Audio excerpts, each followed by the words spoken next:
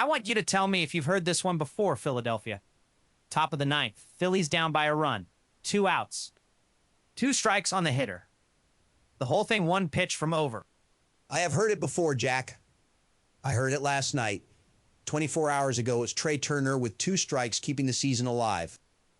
And tonight it was Derek Hill, a pinch hitter. 1 ball, 2 strikes, 2 outs, and he hits a 2-run homer to right center to flip the whole game. 2 nights in a row, same inning, same count, same broken Washington Hearts. 5-4. We are not okay, and I have never been happier. Time, take a look! With good old Captain Jack! Captain!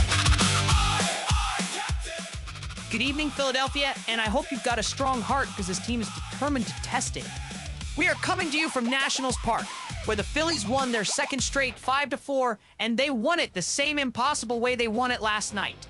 Down to their last out, down to their last strike, and they just refused to lose.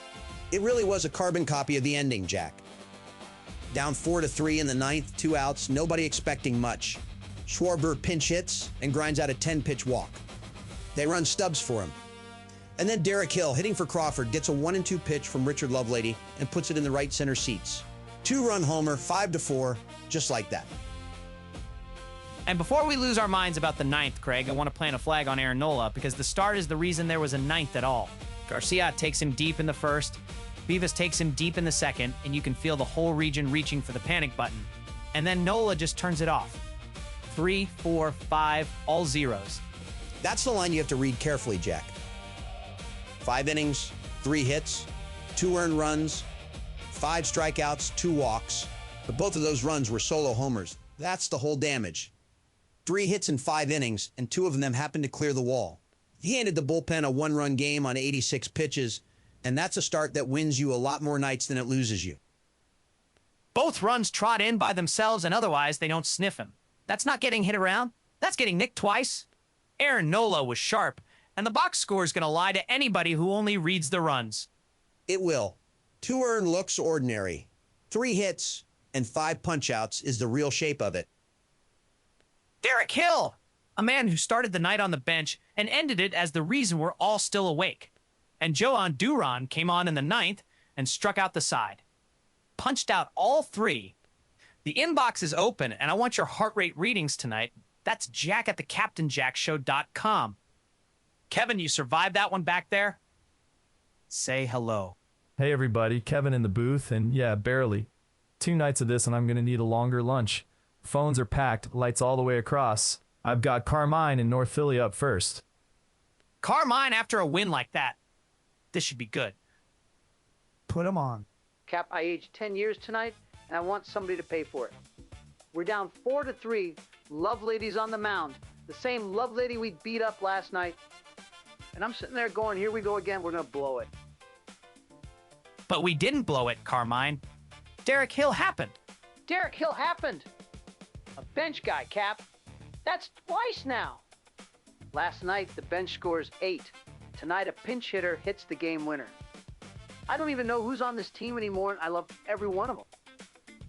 That's the thing about this little stretch, Carmine. It hasn't been the names on the marquee.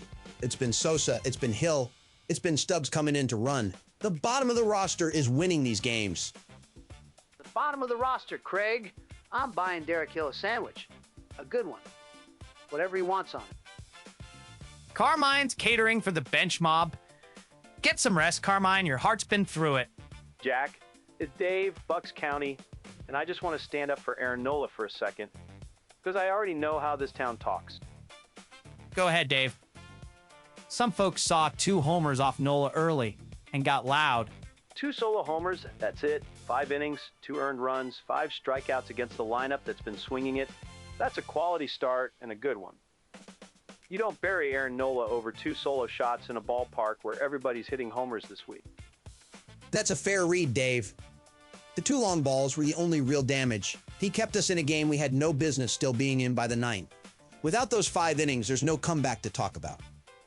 Exactly, Craig. The man did his job. I just want him to get the credit on the way up the same way he'd get the blame on the way down. That's all I ask for my guys. Dave defending Nola before the mob even forms. We appreciate the early legal work, Counselor. Hello, dear. It's Dolores in Manayunk. I'm happy. 2 in a row, lovely. And I'm a little worried, and I think you know why. I'm afraid I do, Dolores, but tell the people anyway. 2 nights, sweetheart. 2 ninth innings, 2 outs, 2 strikes, 2 miracles. And miracles aren't a plan, dear. You can't schedule them. A team that needs a thunderbolt 2 nights running to beat Washington is a team living awfully close to the edge of the cliff. I can't fully argue it, Dolores. You'd rather win these comfortably. But I'll say this. A team that keeps finding a way in the 9th is at least a team that doesn't quit. There are worse problems. Not quitting is a virtue, Craig. I'll grant you that. I just hope they've got a 3rd miracle in the drawer, because they keep spending them. Good night, boys. Enjoy it while it's warm. Dolores leaves the porch light on for the collapse every single night. Bless her. Thank you, Dolores. Before we hit the standings, Craig, one more bat I have to put a spotlight on. Brandon Marsh, 3 for 4 tonight. 3 for 4 tonight, Jack, and that's right on top of 3 for 6 last night with the game-tying 2-run homer in that 9th. So over these 2 games, Brandon Marsh is 6 for 10 with a home run. He's locked in at exactly the right moment. 6 for 10 in 2 nights? Last night, he ties the game with a 2-run shot. Tonight, he just keeps slapping line drives all over the yard and scoring runs in front of the big swings. Brandon Marsh is the quiet engine under both these wins, and the 9th innings keep stealing his headlines. And the fans are noticing, Jack. Marsh and Kyle Schwarber are the Phillies' 2 leading all-star vote getters right now. Marsh has climbed to 2nd among National League outfielders. He just passed Atlanta's Ronald Acuna Jr. Schwarber's 2nd at designated hitter, behind only Shohei Ohtani. Marsh jumped Acuna, a Brave. That is 2 kinds of wonderful in one sentence. Put them both in the All-Star game and get everybody used to seeing Schwarber's name sitting right under Ohtani's. The people see what we've been watching all week. The only thing that slowed Marsh down tonight was getting picked off first base after a hit in the 1st. Other than that, he was a nuisance all night.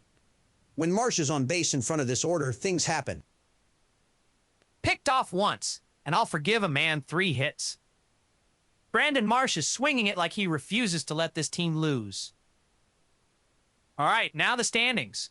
Here's where the night leaves us, Jack, and it's a good place. We're 44 and 36. Still 2nd in the East, but here's the headline. We're now within 5 games of Atlanta because the Braves are falling apart. Tell me about Atlanta, Craig. Tell me slowly. I want to enjoy it. They've lost 3 in a row. They're 3 and 7 over their last 10. And as we're sitting here taping this, they're losing to San Diego, down by a few in the 7th. Now, that game's not final, so don't spend it yet, but the team that's run away with this division all year has gone cold at exactly the wrong time. The mighty Braves, human after all. We've cut the lead from a canyon to a ditch, and we did it by winning 2 games we should have lost. And the wild card, Craig, where do we sit? We're holding a spot, a game up on the field there, run differential clawed all the way back to -1. But keep an eye on the Marlins. They're 7 and 3 in their last 10 in a game and a half back of that last wild card spot. It's getting crowded. Crowded is fine. Crowded means it matters. One quick note from the umpires, because the robot zone actually mattered tonight.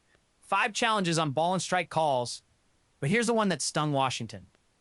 In the 9th, with Schwarber up, their catcher challenged a ball 4. The computer said no, it was ball 4, and that was Washington's last challenge gone. Schwarber walks, and the very next man up, Derek Hill, goes deep. They burned their last check on a pitch that was a ball and then had nothing left when it counted. The machine did its job. Washington just used theirs up early. Now my favorite thing after a win, Craig. Pull up the game thread, the live one, and let's read what the people were screaming before they knew how it ended. I've got the R Phillies game thread up, the subreddit, live and in the moment. First, in the early going, after Nola gave up those 2 homers, DiMaggio, in all caps, so I'll keep the volume reasonable, quote, "Why would Aaron Nola do this?" Why would Aaron Nola do this? Buddy, he did 2 solo homers and then 5 innings of getting out of the way. He gave up 4 hits all night. You panicked at a guy who turned around and gave you a quality start. Dave from Bucks County is somewhere nodding right now. Nest. This one's got a little self-awareness to it. Juaco 316, quote, "This sub celebrates a massive comeback win that looked like it was over multiple times all night and day today. Opponent scores 2 early runs today, and this sub says this team sucks." 2 early runs, and the funeral starts. He's roasting his own people, and he's right too. We were down 2-0 in the second inning, and half the city was writing the obituary. And we won. Again, have a little faith, Philadelphia. Or don't, and let Joe Co 316 mock you for it. And the last one, the moment Stott doubled in a run, Mr. Big Dude, also shouting, quote, "Red hot Stott." Red hot Stott! A run-scoring double, his 15th double of the year. The man's been swinging it. That one I'll allow at full volume. Sometimes the overreaction is just correct. All right, let's slow it down for the part of the show that doesn't care what tonight's scoreboard said. Now let's get to the part of this show I love the most. Never mind the rest of the league tonight. I want to talk about the future. The kids coming up through this system. Give me the farm, Craig. Start me at AA with my guy. Then we start at rating with Braydon Tucker, 26, undrafted, still the best story in the system. 12 starts, 6-4, a 204 earned run average over 66, and a third innings, 62 strikeouts against 23 walks. Pinned at AA for now, but a 204 plays anywhere. A 2 in front of the ERI and a story you can root for. Who's behind him? Single A Clearwater, Cade Obermueller, 22. 6 starts, 16 innings, 28 strikeouts. The earned run average is still settling, but the swing and miss is loud. 28 punch-outs in 16 innings. And a 17-year-old Craig, give them the kid.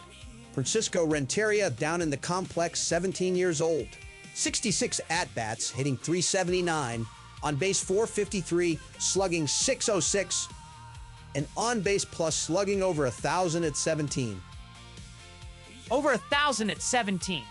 That's the one I dream on. Tucker at rating, a strikeout machine at Clearwater, and a teenager in the complex who isn't real. The cupboard is stocked, Philadelphia, and tonight the big club's bench did the heavy lifting anyway. Let's get back to the phones, and these go wider. The whole season, the standings, the shape of the thing. And the inbox stays open all night.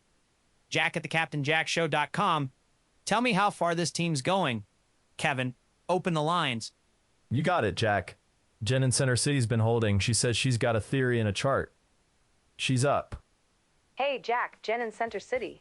So I'm not going to talk about one homer. I'm going to talk about the pattern because 2 nights in a row is a pattern. Go big, Jen. You've earned the runway. 2 straight nights, down in the 9th, 2 outs, and they win anyway. That's not luck. That's an identity. This is a team that has decided it does not lose late. And a team that believes that in June is a very dangerous team in October. I'm telling you, this is the week we look back on. I'll give you part of it, Jen. The belief is real, and it shows up in how they played the 9th. But 2 games is 2 games. Win tomorrow and take the series, and then we can talk about a team that's turned a corner. Let's talk tomorrow, Craig, because they're going to take it. 2 of 3 already, the finale tomorrow, and this group does not feel like one that lets up. Chart says corner turned. Jen's chart has feelings, and I trust it. Take the series tomorrow, and Jen gets a parade of her own.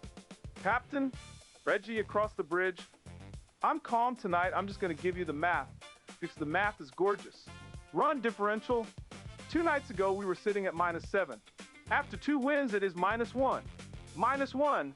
Cap, we are 1 good night from even. 1 good night from even. Reggie, you've been on me about that number for a month. Keep going. And the gap to Atlanta is 5 and shrinking because they've forgotten how to win. 5 back with 100+ to play against a team going 3-7. That's not a division that's over. I'm not saying win it. I'm saying don't you dare stop watching it. The logic holds, Reggie.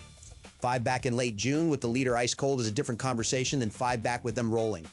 You don't bank on it, but you don't bury it either. You leave the door open, Craig. That's all I ask. And 1 arm at the deadline, and that door's a hallway. Make the calls, Cap. Reggie wants the deadline starter and a recount on the division. No Ted and seconded, brother. Jack. Lou Fairmount, I'm happy we won, but I gotta get something off my chest about this challenge business. The robot zone. Lou. I had a feeling you'd get there. A grown man, a professional catcher, tapping his head at a computer to argue a baseball. In my day, the umpire said strike, and that was the word of God, and you went and sat down. Now we got fellas litigating every pitch with a machine in the truck. It's not baseball, Jack. It's a help desk. To be fair, Lou, that machine cost Washington tonight. Their catcher wasted the last challenge, and then they were defenseless when Hill came up. Well, good then. If they're gonna play help desk, I'm glad it bit them.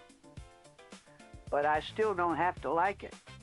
A man used to just be out, Craig. Now he files an appeal. Lou wants the umpire to be a god again and the catchers to accept their fate. Some nights, Lou. So do I. Thank you, brother. Now, Kevin's been quiet back there, and I know by now that a quiet Kevin is a Kevin with a theory cooking. Kevin, through the glass, what have you got? Okay, so all this challenge talk got me thinking, and I did look into it before I opened my mouth. That automated strike zone, the one everybody's tapping their head at, it's scaled to each individual batter's height. The zone is taller for a tall guy, shorter for a short guy. Personalized. Okay, that sounds reasonable, Kevin. Where's this going? It's going to a simple question, Jack. Who types in the heights? Somebody, somewhere, enters a number for every hitter, and the computer builds the zone off that number. So if a guy's listed at 6'2" and he's really 6 foot even, his strike zone is 2 inches too tall, and the machine will call those strikes all night and swear it's perfect. The zone's only as honest as the data entry. Or, Kevin, the heights are measured carefully and double-checked, the way a billion-dollar league tends to do with the thing it built its officiating around. Measured by who, though, Craig? A trainer with a tape measure in spring training? One typo and a man's zone is wrong for a whole season, and nobody knows because the computer looks so confident. I'm not saying it's rigged. I'm saying it's a spreadsheet, and I've never met an honest spreadsheet. That's all. I've said my piece. Kevin thinks the strike zone has a clerical error in it. On a 2-game winning streak, Kevin, I'll allow you the conspiracy. It's a good one. Now, we always call up a player who absolutely is not the player. And tonight, there's only one man to dial, the man whose at-bat started the whole thing. Kevin, get me Kyle Schwarber. Dialing Schwarber now, Jack.